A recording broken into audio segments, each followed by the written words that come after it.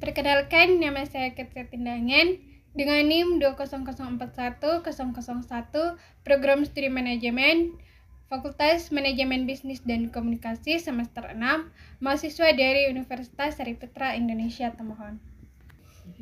Baiklah, pada saat ini saya akan menjelaskan tentang siklus akuntansi. Pengertian siklus akuntansi. Siklus akuntansi dapat diartikan sebagai setiap tindakan akuntansi dalam suatu perusahaan yang harus mereka identifikasi, analisis, dan catat menggunakan proses yang berulang. Siklus ini berlangsung dalam kurun satu kalender tahun. Semua prinsip, peraturan, metode, dan teknik akuntansi perusahaan guna pada kurun waktu tersebut untuk mencatat semua aktivitas akuntansi yang terkait dengan bisnis. Siklus ini biasanya mulai dengan pembukuan buku di awal tahun dan berakhir dengan jurnal penutup. Jenis siklus akuntansi. Setelah mengetahui pengertian siklus akuntansi, sebaiknya kita juga mengetahui jenis dari siklus ini, antara lain sebagai berikut. Yang pertama, siklus akuntansi perusahaan jasa.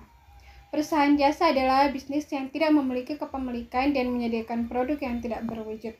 Jadi, meskipun tidak berwujud dan abstrak, barang yang dipasarkan tetap memiliki keuntungan bagi masyarakat umum atau pelanggan. Jasa profesional seperti akuntan, jasa perjalanan wisata seperti transportasi tradisional, bimbingan belajar di bidang jasa pendidikan, dan masih banyak lagi adalah contoh perusahaan jasa. Yang kedua, siklus akuntansi perusahaan dagang. Barang yang perusahaan dagang tawarkan tentu berwujud dan dapat konsumen miliki.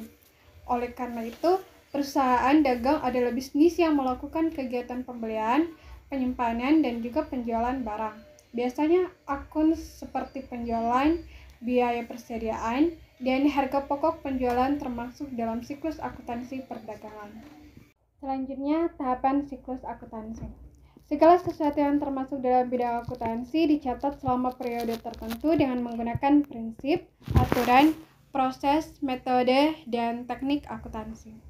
Siklus akuntansi biasanya mulai dengan transaksi dan berakhir dengan pembuatan laporan keuangan perusahaan. Selain itu, saldo harus selesai pada jurnal penutup atau saat mencapai jurnal pembalik. Adapun deskripsi setiap siklus yaitu yang pertama, identifikasi transaksi. Identifikasi setiap transaksi adalah tahap pertama siklus akuntansi. Akuntan harus secara akurat menyelesaikan tugas identifikasi ini yang dapat mereka lakukan dengan melacak setiap transaksi yang terjadi. Transaksi akuntansi yang kamu catat yakni transaksi yang secara langsung memengaruhi perubahan status keuangan perusahaan dan kamu evaluasi secara objektif. Untuk melakukan identifikasi, transaksi juga harus memuat dokumentasi transaksi. Yang kedua, menganalisis transaksi. Setelah mencatat transaksi, tahapan selanjutnya dari siklus akuntansi adalah memeriksa setiap transaksi yang telah dilakukan. Sebab, dalam mengambil keputusan, analisis transaksi dapat berdampak pada situasi keuangan perusahaan. Oleh karena itu, transaksi akuntansi memengaruhi debit dan kredit keuangan dengan cara yang sama. Yang ketiga, pencatatan transaksi dalam jurnal. Langkah siklus akuntansi selanjutnya setelah menyelesaikan analisis transaksi adalah mencatat setiap transaksi dalam jurnal keuangan. Jurnal adalah catatan kronologis transaksi selama periode waktu tertentu yang berguna dalam akuntansi. Sedangkan penjurnalan adalah tindakan memasukkan informasi tersebut. Setiap transaksi terbagi menjadi dua kategori selama proses penjumlahan, yakni debit dan kredit. Kamu dapat menuliskan catatan ini dalam jurnal umum. Selanjutnya yang keempat, membukukan jurnal penyesuaian ke buku besar. Kemudian, siklus akuntansi selanjutnya adalah memindahkan semua transaksi dari jurnal ke buku besar setelah kamu catat. Buku besar sering dapat dianggap sebagai sekelompok rekening pembukuan yang merinci aset tertentu yang dilaporkan dalam satu periode. Tidak diragukan lagi bahwa terdapat berbagai daftar rekening buku besar dalam sebuah perusahaan. Yang kelima, menyusun neraca saldo dan jurnal penyesuaian. Menyusun neraca saldo dan jurnal penyesuaian adalah langkah-langkah berikutnya dalam tahapan proses akuntansi yang harus seorang akuntan selesaikan. Setiap saldo akun dalam buku besar untuk periode waktu tertentu tercantum dalam neraca saldo.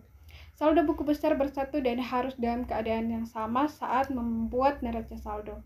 Selain itu, kamu harus membuat pencatatan dalam jurnal penyesuaian jika ternyata beberapa transaksi belum tercatat atau jika menemukan kesalahan dalam neraca saldo. Yang keenam, membuat neraca saldo penyesuaian serta laporan keuangan.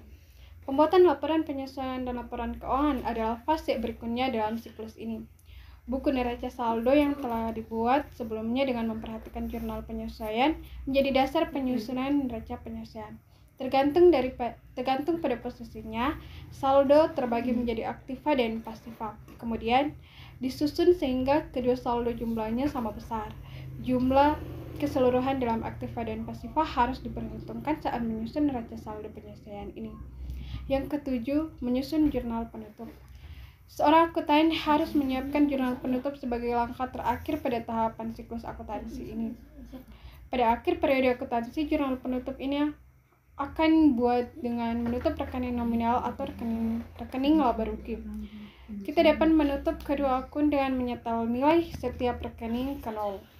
Yang ke-8, penyusunan neraca saldo setelah penutup. Dalam siklus akuntansi, tahap ini bersifat opsional. Setelah jurnal penutup kamu buat, kamu nantinya akan menyusun neraca saldo. Isi neraca saldo ini adalah daftar saldo rekening buku besar yang ada setelah jurnal penutup. Yang terakhir, buat jurnal pembalik. Sama halnya seperti menyusun neraca saldo setelah penutupan, tahap siklus akuntansi ini juga opsional. Jurnal pembalik dibuat untuk memudahkan pencatatan transaksi tertentu yang akan terjadi berulang kali pada periode berikutnya. Demikian yang dapat saya jelaskan tentang siklus akuntansi. Mohon maaf jika ada kesalahan kata ataupun kesalahan yang lainnya. Semoga bermanfaat bagi penonton dan sampai jumpa lagi di lain waktu. Terima kasih.